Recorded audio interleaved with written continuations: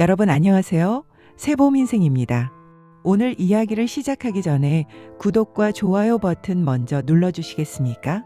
오늘 이야기는 여러분의 소중한 재산을 지키는데 꼭 필요한 내용입니다.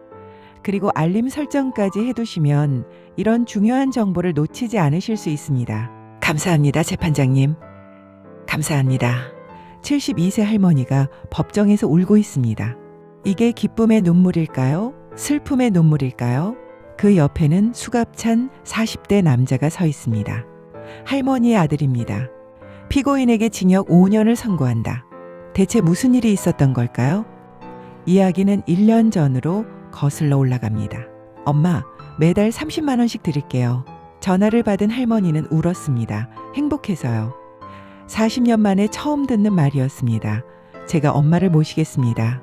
매달 1일 정확하게 30만 원이 들어왔습니다. 입금 자명에는 효도연금이라고 적혀 있었죠. 할머니는 동네방네 자랑했습니다. 우리 아들이 이제 효자가 됐어. 여러분, 혹시 주변에 비슷한 경험 있으신 분 계십니까?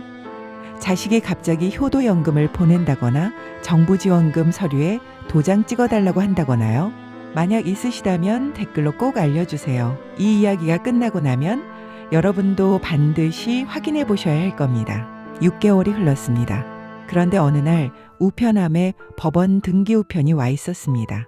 할머니가 그걸 뜯는 순간 인생이 무너졌습니다. 자택 근저당권 설정, 채무 금액 3억 원, 경매 진행 예정. 할머니는 그 자리에 주저앉았습니다. 본인은 빌린 적이 없거든요. 은행에 전화했습니다. 그리고 듣게 됩니다. 효도연금의 진짜 정체를요. 여러분, 이 순간 여러분이 할머니라면 어떻게 하시겠습니까? 집은 한 달 뒤 경매입니다. 아들은 전화를 받지 않습니다. 댓글로 여러분의 생각을 들려주세요. 그리고 이 영상 주변 어르신들께 꼭 공유해 주십시오. 여러분의 부모님, 친척 어르신들이 지금 당하고 계실 수도 있습니다. 여러분, 대체 무슨 일이 있었던 걸까요? 아들은 왜 수갑을 차고 법정에 서 있는 걸까요? 효도연금 30만 원의 정체는 뭘까요? 그리고 72세 할머니는 과연 어떤 선택을 했을까요? 집을 지켜냈을까요? 아니면 길바닥에 나앉았을까요? 이 이야기의 결말이 궁금하시다면 지금 바로 좋아요 버튼 눌러주시고요. 끝까지 놓치지 말고 들어주십시오. 그리고 영상이 끝나면 꼭 댓글로 여러분의 의견을 남겨주세요.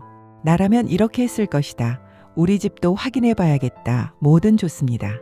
여러분의 댓글 하나하나가 다른 어르신들을 지키는 경보가 될 수 있습니다. 오늘 이야기 새봄 인생이 실화를 바탕으로 들려드립니다. 그럼 시작하겠습니다. 제 이름은 김경옥입니다. 올해 72예요. 서울 노원구 월계동에서 혼자 살고 있죠. 남편은 5년 전에 먼저 세상을 떠났고 외아들 정훈이는 사업한다며 멀리 살고 있습니다. 솔직히 말하면 저는 가난했어요. 남편이 남긴 건 이 낡은 단독주택 한 채뿐이었습니다. 국민연금 80만 원으로 한 달을 버텨야 했죠. 전기세, 가스비, 관리비 내고 나면 남는 게 50만 원. 그 돈으로 밥 먹고 약 사 먹고 살았습니다. 그런데 6개월 전 제 인생에 기적 같은 일이 일어났어요. 아들이 저에게 전화를 걸어왔습니다. 엄마, 정훈이 목소리였어요. 3개월 만에 듣는 아들 목소리였습니다. 엄마, 그동안 정말 미안했어요. 저는 눈물이 핑 돌았습니다. 아들이 미안하다고 했어요. 처음이었어요. 아들이 저한테 미안하다는 말을 하는 게. 무슨 소리야, 아들아. 네가 뭘 미안해. 아니에요, 엄마. 저 이제 정신 차렸어요. 이제부터 제가 엄마 모실게요. 제 손이 떨렸습니다. 수화기를 쥔 손이 부들부들 떨렸어요. 엄마, 매달 30만 원씩 드릴게요. 효도연금이라고 생각하세요. 제가 이제 벌만큼 벌었으니까 엄마 용돈은 제가 책임질게요. 그날 밤 저는 한숨도 못 잤습니다. 기쁨 때문이 아니었어요. 믿을 수가 없었던 거예요. 정훈이가 정말 철이 든 걸까요? 마흔이 넘도록 사고만 치던 아들이, 제 손 한 번 잡아준 적 없던 아들이 갑자기 효도를 하겠다고 했습니다. 일주일 뒤 제 통장에 정말로 30만 원이 들어왔어요. 입금자 명은 이정훈이었습니다. 그리고 그 옆에 작은 글씨로 적혀 있었죠. 효도연금이라고요. 저는 통장을 보면서 울었습니다. 은행 창구 앞에서 한참을 울었어요. 옆에 있던 은행원이 걱정스럽게 물었습니다. 할머니 괜찮으세요? 괜찮아요, 괜찮아. 그냥 너무 좋아서 그래요. 30만 원. 누군가에게는 작은 돈일 수도 있어요. 하지만 저에게는 세상이었습니다. 국민연금 80만 원에 아들이 보낸 30만 원까지 합치면 110만 원. 이제 조금 더 여유롭게 살 수 있을 것 같았어요. 그날 오후 저는 경로당으로 달려갔습니다. 언니들 나 좀 봐. 친구들이 웃으면서 물었어요. 경호가 왜 그래? 무슨 좋은 일 있어? 우리 아들이 말이야 이제 효도한대. 매달 30만 원씩 보내준대. 경로당이 술렁였습니다. 진짜? 네 아들이? 그래, 진짜야. 여기 봐. 효도연금이래. 저는 통장 사본을 꺼내 보여줬어요. 친구들은 신기하다는 듯 통장을 들여다봤습니다. 이거 봐. 정말 효도연금이라고 적혀 있네. 경옥 언니 복 받았다. 나도 우리 아들한테 이거 보여줘야겠네. 그날 저는 친구들한테 간식을 샀습니다. 30만 원 중에서 2만 원을 썼어요. 하지만 전혀 아깝지 않았습니다. 아들 자랑을 실컷 하고 친구들이 부러워하는 모습을 보는 게 너무 좋았거든요. 그렇게 한 달이 지나고 2달이 지났습니다. 정훈이는 약속을 지켰어요. 매달 1일 정확하게 30만 원이 들어왔습니다. 한 번도 빠짐없이요. 저는 그 돈으로 작은 사치를 부렸어요. 동네 슈퍼에서 과일도 사고 경로당 친구들이랑 삼겹살도 먹으러 갔습니다.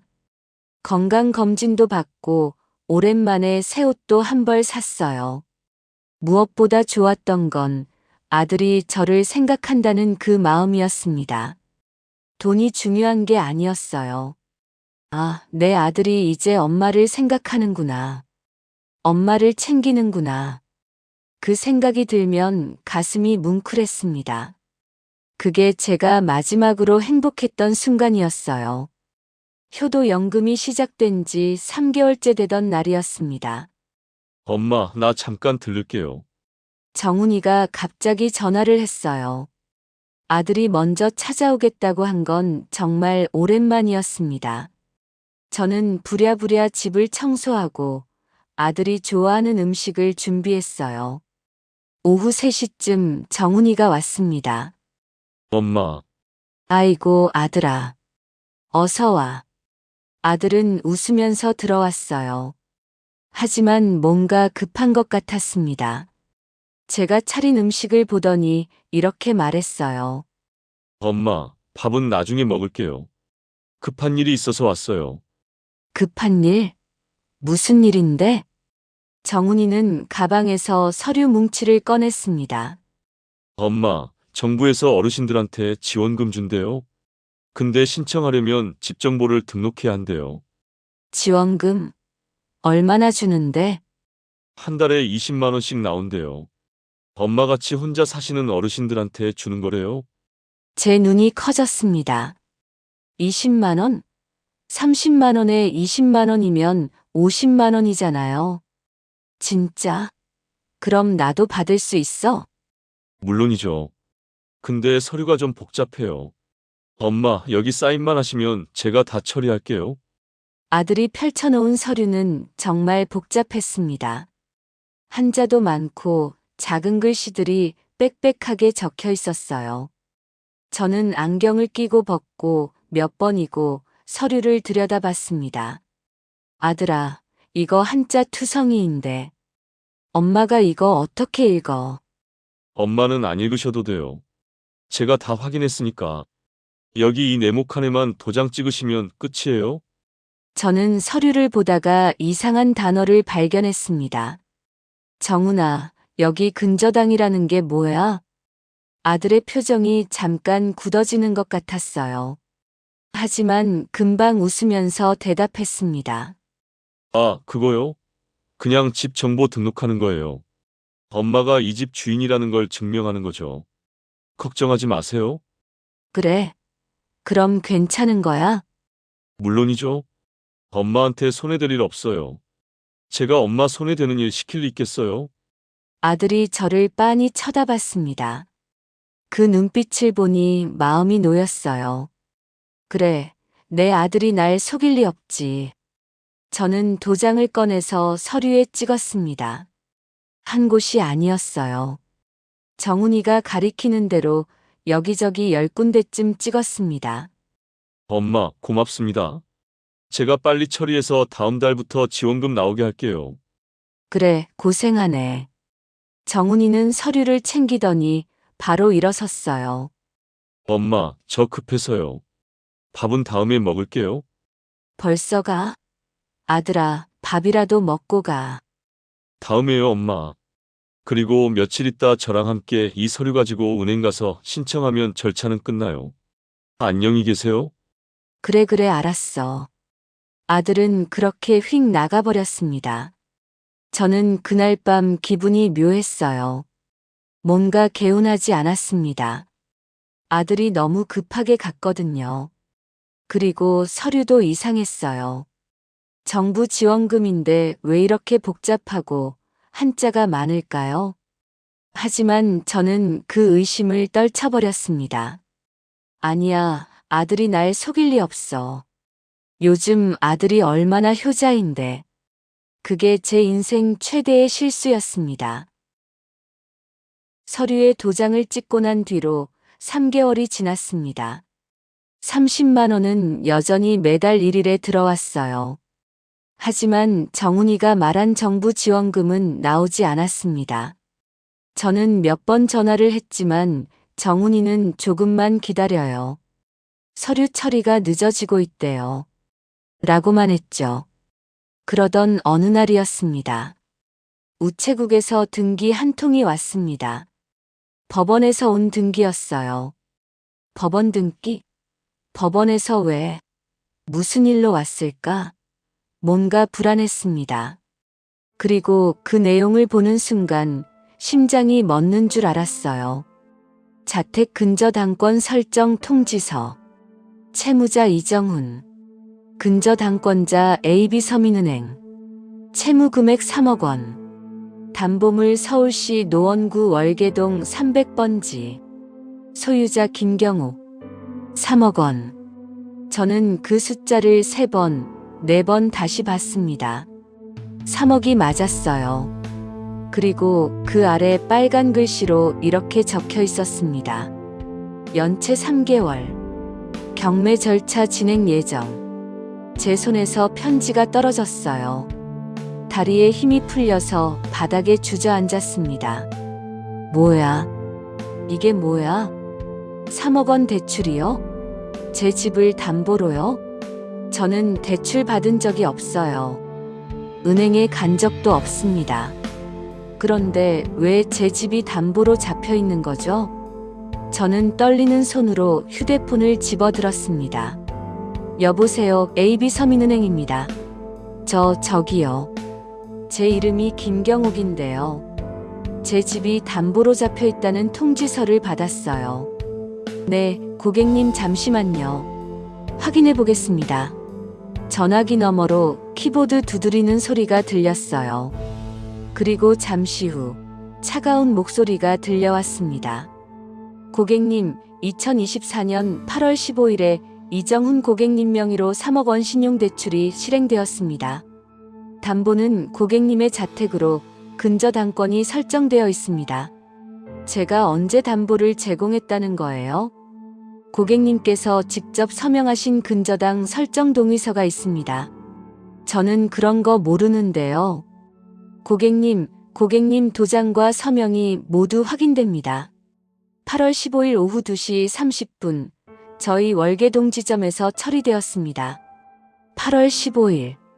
저는 그 날짜를 떠올렸어요. 정훈이가 집에 와서 서류에 도장을 찍던 날이었습니다. 그게 대출 서류였어요? 네, 맞습니다. 저는 정부 지원금 서류인 줄 알았어요. 고객님, 저희는 그런 내용을 확인할 수 없습니다. 고객님께서 서명하신 서류는 명백한 근저당 설정 동의서입니다. 저는 머리가 하얘졌어요. 정훈이가, 아들이 저를 속인 거예요. 그럼 대출금은 어디 갔어요? 이정훈 고객님께서 전액 인출하셨습니다. 그리고 고객님, 은행원의 목소리가 더 차가워졌어요. 현재 3개월째 연체 중이십니다. 대출 이자가 월 32만 원인데 한 푼도 입금되지 않고 있습니다. 이대로 가면 다음 달 15일에 자택이 경매로 넘어갑니다. 경매요? 네. 고객님께서 직접 채무를 변제하시거나 채무자이신 아드님께서 연체금을 해결하셔야 합니다. 전화가 끊겼습니다. 저는 거실 바닥에 그대로 주저앉아 울었습니다. 3억 원이요. 월 이자가 32만 원이에요. 저는 한 달에 80만 원 받아서 사는 사람입니다. 32만 원을 어떻게 갚아요? 그리고 더 끔찍한 건 제 집이 경매로 넘어간다는 거였어요. 남편이 남기고 간 유일한 재산. 제가 평생 지켜온 이 집이 사라진다고요? 저는 정훈이한테 전화를 걸었습니다. 1번, 2번, 10번. 하지만 전화는 꺼져 있었어요. 고객님이 전화를 받지 않습니다. 신호음 후에 음성 사서함으로 연결됩니다. 정훈아, 엄마야. 전화 좀 받아라.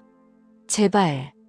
하지만 아들은 끝내 전화를 받지 않았습니다. 다음 날 저는 정훈이 집으로 찾아갔어요. 서울 송파구에 있는 아파트였습니다.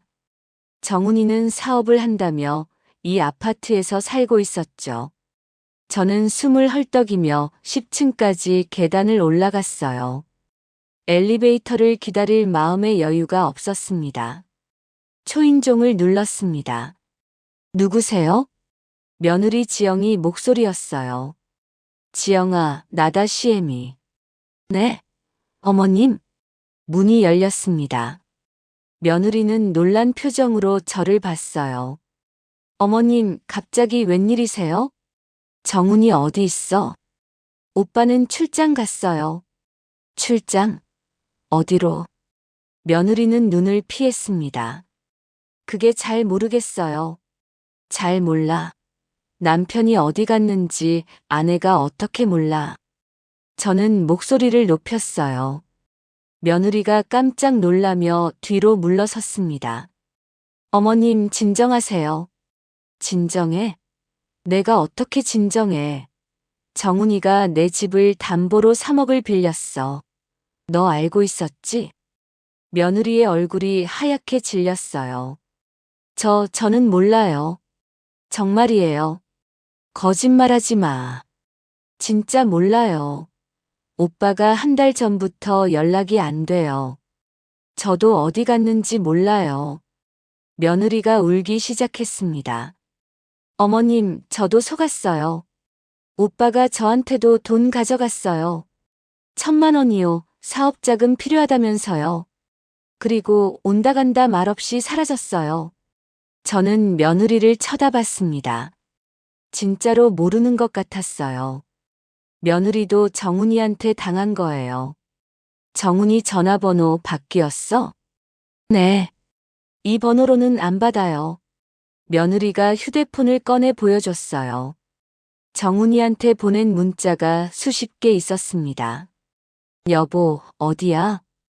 전화 좀 받아. 제발 연락해. 모두 읽지 않은 표시였어요. 저는 힘없이 아파트를 나왔습니다. 정훈이는 제 집만 빼앗은 게 아니었어요. 아내도 가족도 모두 버리고 도망친 거예요. 3억을 들고요. 집으로 돌아온 저는 통장을 다시 꺼내봤습니다. 매달 1일 30만 원씩 입금된 내역이 쭉 이어져 있었어요. 입금자 명은 이정훈이었습니다. 하지만 저는 이상한 걸 발견했어요. 입금자명 옆에 작은 글씨로 이렇게 적혀 있었습니다. AB서민은행 자동이체. 자동이체요? 저는 다시 은행에 전화를 걸었습니다. 고객님, 이정훈 고객님께서 자동이체를 설정하신 겁니다. 확인해 보니 이정훈님 이름으로 된 30만 원 자동이체는 김경옥님 댁을 담보로 실행된 주택담보대출 통장에서 나오고 있습니다. 대출 통장이요? 네.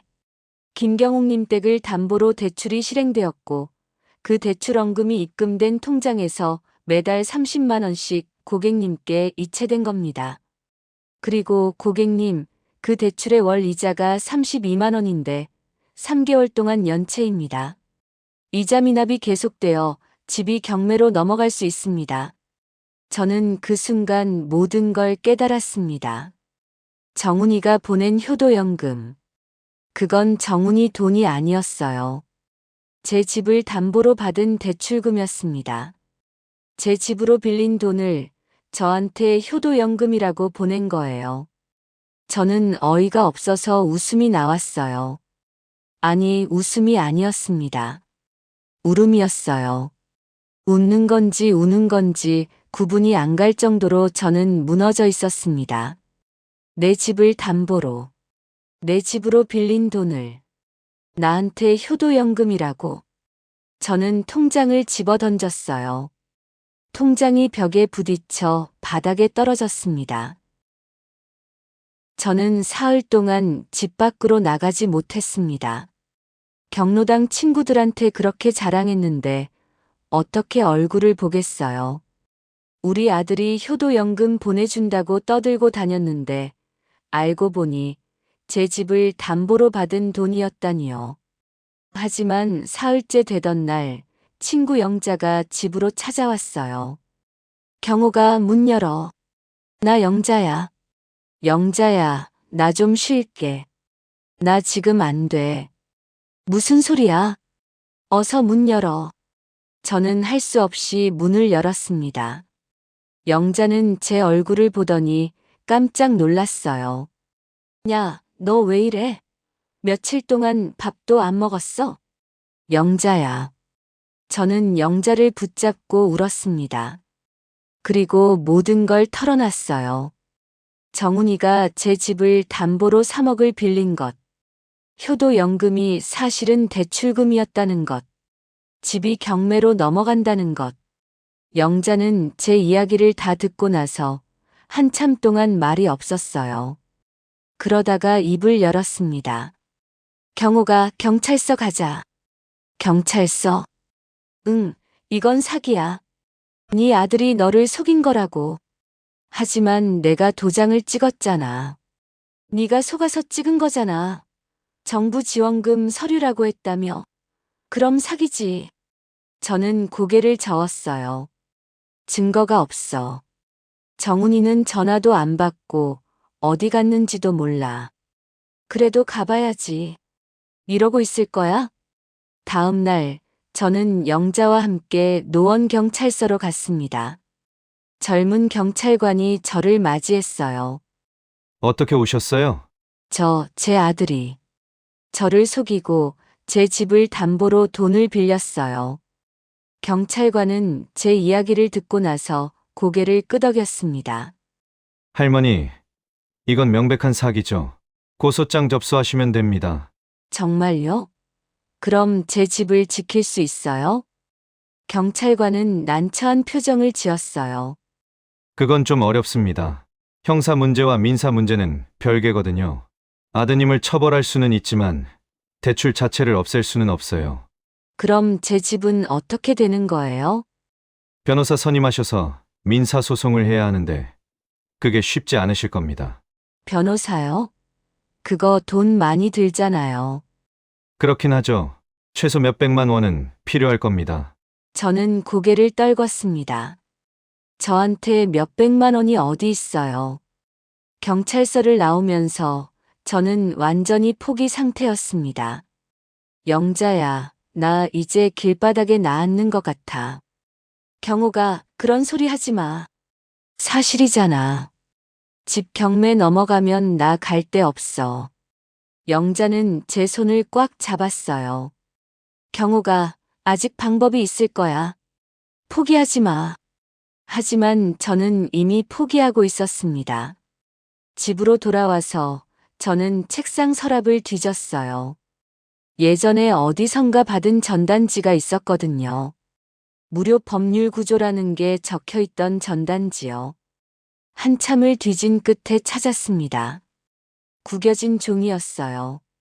대한법률구조공단. 경제적 어려움으로 법률 도움을 받지 못하는 분들께 무료 법률 서비스를 제공합니다. 전화번호 국번 없이 132. 저는 떨리는 손으로 전화를 걸었습니다. 여보세요, 대한법률구조공단입니다. 저기요. 저는 72살인데요.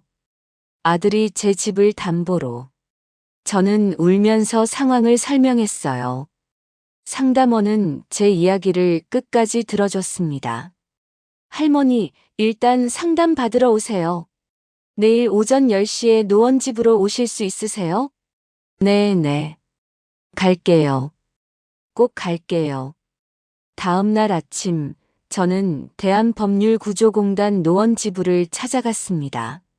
30대로 보이는 젊은 변호사가 저를 맞이했어요. 안녕하세요, 할머니. 저는 김민수 변호사입니다. 변호사님, 제발 저 좀 도와주세요. 저는 가져온 서류들을 모두 꺼내 놓았습니다. 법원 통지서, 근저당 설정 동의서 사본, 통장 내역. 김 변호사는 서류들을 꼼꼼히 살펴봤어요. 그리고 입을 열었습니다. 할머니, 이건 명백한 사기예요. 정말요? 네. 아드님이 정부지원금 서류라고 속이고 근저당 설정 동의서에 서명하게 한 거잖아요. 이건 사기죄와 사문서위조죄에 해당돼요. 그럼 제 집을 지킬 수 있어요? 김 변호사는 잠시 생각하더니 고개를 끄덕였습니다. 가능성은 있습니다. 하지만 증거가 필요해요. 증거요? 네. 첫째, 아드님이 정부 지원금이라고 말한 증거가 필요합니다. 통화 녹음이나 문자 메시지 같은 거요. 둘째, 은행에서 본인 확인 절차를 제대로 했는지 확인해야 합니다. CCTV 같은 게 있을 겁니다. 저는 급히 휴대폰을 꺼냈어요. 변호사님, 제가 통화 녹음을 해놨어요. 정말요? 네. 여기요. 저는 6개월 전 정훈이와의 통화 녹음을 틀었습니다. 엄마 매달 30만 원씩 드릴게요. 효도연금이라고 생각하세요. 그리고 3개월 전 통화 녹음. 엄마, 정부에서 어르신들한테 지원금 준대요. 엄마도 받을 수 있어요. 김 변호사의 눈이 반짝였어요. 완벽해요. 이거면 됩니다. 김민수 변호사는 즉시 움직였습니다. 먼저 AB서민은행 월계동 지점에 공문을 보냈어요. CCTV 영상 제출 요청 공문이었습니다. 일주일 후 은행에서 답변이 왔습니다. 할머니, CCTV 자료 받았어요. 정말요? 네. 한번 같이 봅시다. 김 변호사는 노트북을 켰어요. 화면에 은행 창구 앞 모습이 나왔습니다. 영상에는 정훈이와 제가 함께 창구에 앉아 있었어요. 은행원이 서류를 건네고 정훈이에게 뭔가 설명을 하고 있었습니다. 그리고 제가 도장을 찍었어요. 할머니, 여기 보세요. 김 변호사가 화면을 확대했습니다. 은행원이 할머니께 직접 서류 내용을 설명하지 않았어요. 아드님한테만 설명하고 있죠? 네, 맞아요. 그리고 여기 서류를 작성하는 장면입니다. 아드님이 대신 쓰고 있어요. 할머니는 그냥 앉아만 계시고요. 그랬나요? 저는 기억이 잘. 할머니, 이건 명백한 본인 확인 절차 위반이에요. 특히 고령자를 대상으로 한 금융거래는 금융소비자 보호규정에 따라 더 신중한 설명 의무가 있거든요. 본인이 직접 서류를 읽고 이해했는지 확인해야 하는데 이 은행은 그걸 제대로 안 했어요.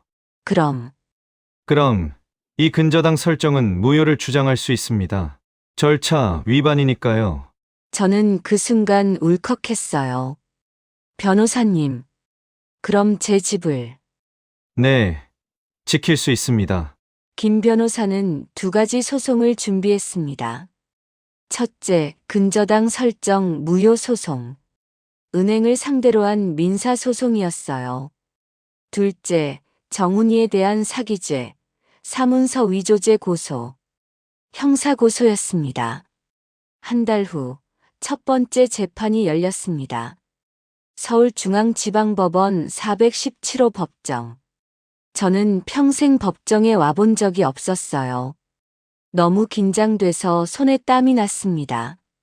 판사가 들어왔어요. 원고 측 주장하세요. 김 변호사가 일어났습니다.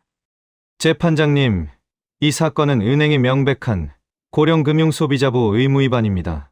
72세 고령자를 상대로 한 대출인데 서류 내용을 제대로 설명하지 않았고 본인이 아닌 제3자가 서류를 대신 작성하도록 방치했습니다. CCTV 영상이 이를 명확히 보여줍니다. 은행 측 변호사가 반박했어요. 재판장님, 원고는 직접 도장을 찍었고 서명도 했습니다. 이는 동의의 의사표시가 있었다는 증거입니다. 하지만 피고는 속아서 도장을 찍은 겁니다. 김 변호사가 목소리를 높였어요. 아들이 정보지원금 서류라고 거짓말을 했습니다. 여기 통화 녹음이 있습니다. 녹음이 법정에 울려 퍼졌습니다. 엄마, 정부에서 어르신들한테 지원금 준대요. 판사가 고개를 끄덕였어요. 은행 측 대출 진행 시 어떤 절차를 거쳤습니까? 특히 고령 금융 소비자에 대한 설명 의무는 이행했습니까? 은행 변호사가 당황한 표정으로 대답했습니다. 그건 일반적인 절차를 따랐습니다. 일반적인 절차요? 금융소비자보호법에 따른 고령자 보호 규정은 준수했습니까? 서류 내용을 충분히 설명했습니까? 은행 변호사는 대답하지 못했어요. 2주 후 판결이 나왔습니다. 원고 승소. 피고 AB서민은행은 금융소비자보호법상 고령 금융소비자에 대한 설명 의무를 위반했으며 본인 확인 절차를 제대로 이행하지 않았다. 또한 원고는 사기에 의해 근저당 설정에 동의한 것으로 착오가 인정된다. 따라서 근저당권 설정은 무효로 한다. 저는 그 자리에서 주저앉아 울었습니다. 감사합니다, 재판장님. 감사합니다. 김 변호사가 저를 부축해 일으켰어요. 할머니 이겼어요. 집 지켰어요. 근저당이 무효가 되자 은행은 정훈이를 찾기 시작했습니다. 정훈이는 3억을 들고 도망갔지만 은행은 끝까지 추적했어요. 그리고 2개월 후 정훈이가 태국 방콕에서 잡혔습니다. 인터폴 적색 수배였어요. 정훈이는 한국으로 송환됐습니다. 재판이 열렸어요. 이번엔 형사 재판이었습니다. 정훈이는 수갑을 찬 채로 법정에 섰습니다. 저는 방청석에 앉아서 아들을 봤어요. 40이 넘은 아들이 수갑을 차고 고개를 숙인 채 서 있었습니다. 제 마음이 아팠어요. 하지만 동시에 분노가 치밀어 올랐습니다. 검사가 물었습니다. 피고인 모친을 속이고 집을 담보로 3억 원을 대출받은 것이 사실입니까? 네. 정훈이의 목소리는 작았어요. 효도연금이라며 매달 30만 원을 보낸 것도 사실입니까? 네. 그 돈이 모친의 집을 담보로 받은 대출금이었다는 것을 알고 있었습니까? 네. 검사가 저를 향해 고개를 돌렸어요. 피해자께서 하실 말씀 있으십니까? 저는 떨리는 목소리로 입을 열었습니다. 정훈아. 정훈이가 고개를 들었어요. 제 눈과 마주쳤습니다. 엄마가 너한테 뭘 잘못했니? 엄마가 너 굶긴 적 있니? 너 학교 못 가게 한 적 있니? 아빠 먼저 돌아가셨어도 내가 언제 너한테 손 벌리던. 정훈이의 눈에서 눈물이 흘렀어요. 죄송합니다, 어머니. 미안하다고 다야. 넌 엄마 집을 빼앗으려고 했어. 엄마를 길바닥에 내쫓으려고 했다고. 정말 죄송합니다.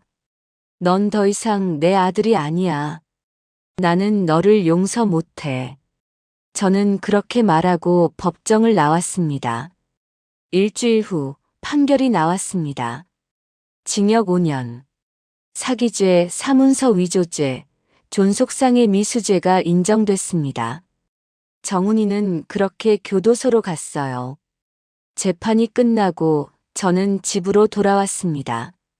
근저당은 말소됐어요. 제 집은 다시 온전히 제 것이 됐습니다.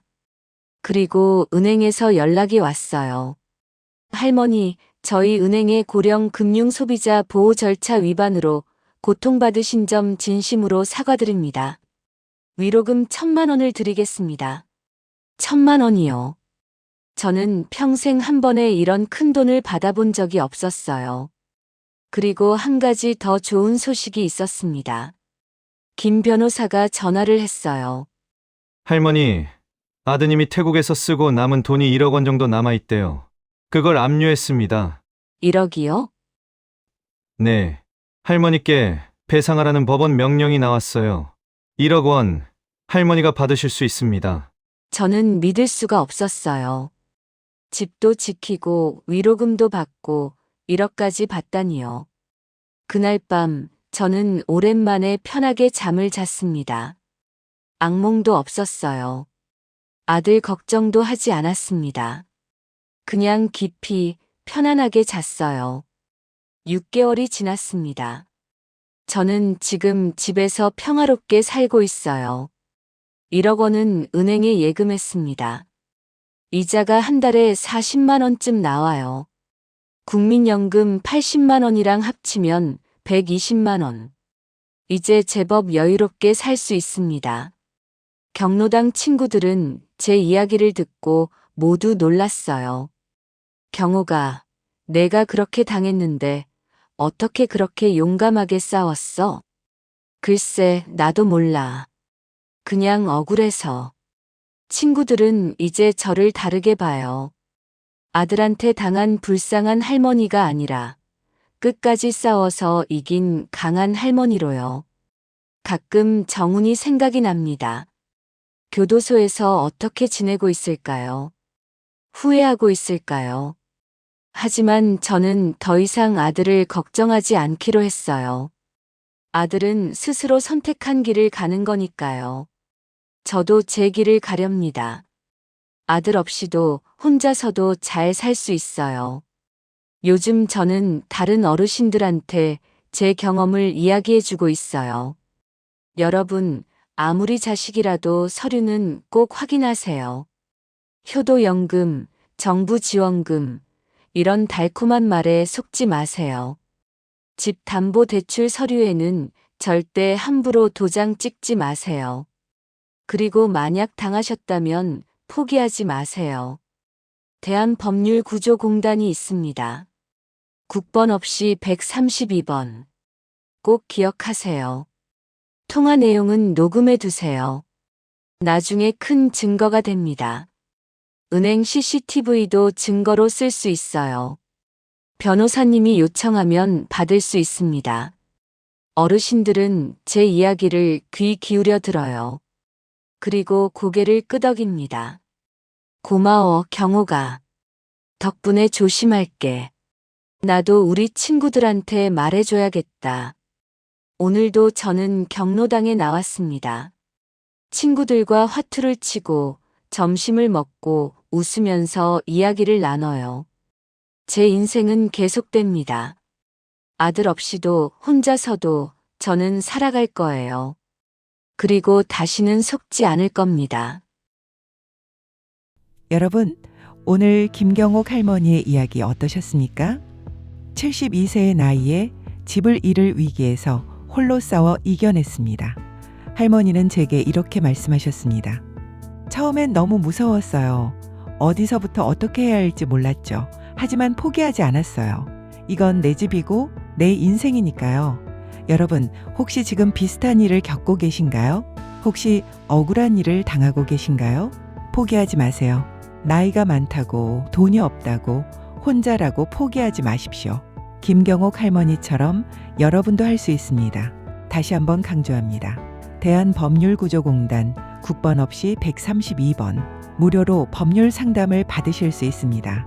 그리고 중요한 통화는 꼭 녹음해 두시고요. 자식이라도 아무리 믿는 사람이라도 집 관련 서류에는 절대 함부로 도장 찍지 마십시오. 서류는 반드시 주민센터나 은행에 가서 재확인하세요. 여러분의 댓글이 또 다른 어르신을 구할 수 있습니다. 나라면 이렇게 했을 것이다.